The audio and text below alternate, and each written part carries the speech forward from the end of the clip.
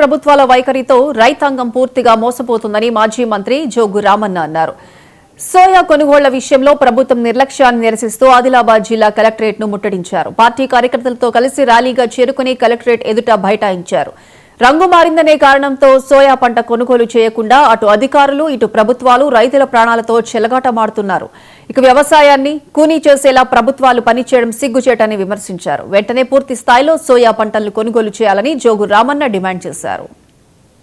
కొత్త సమస్య కాదు, మరి ఇలా రైతులు అరిగోసపడతా ఉన్నారు. ఇప్పుడే మా ఇద్దగిరి నారాయణ గారు చెప్పినట్టు కలెక్టర్ వేసినటువంటి కమిటీకే దిక్కులేదు. కలెక్టర్ కమిటీ వేసి కొనుగోలు చేసినాయే సోయాబీన్ పంట వేరే గోడానికి పోయి వాపసు వస్తూ ఉంది.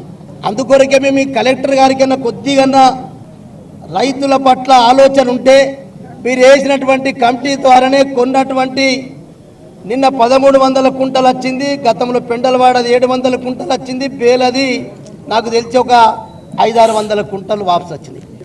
కలెక్టర్ గారిని ఇక్కడ గేట్ దగ్గర ఉండి ఒకటే రిక్వెస్ట్ చేస్తున్నాం, కలెక్టర్ గారు మీరన్నా స్పందించండి.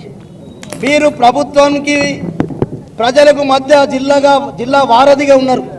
మీరు జిల్లా సమస్యల్ని ఎప్పటికప్పుడు రాష్ట్ర ప్రభుత్వానికి చేరవేసేటటువంటి మధ్యవర్తిగా జిల్లా మెజిస్ట్రేట్ గారుగా మీరు ఆలోచన చేయండి. మేము సామరస్యంగా చేస్తున్నాం, మేము రాజకీయం చేస్తలేము. మీరే స్వయంగా మీ కమిటీల గ్రామాల్లో తిరిగి సెలెక్షన్ చేసి కొనుగోలు చేస్తే అవే దిక్కులేవు.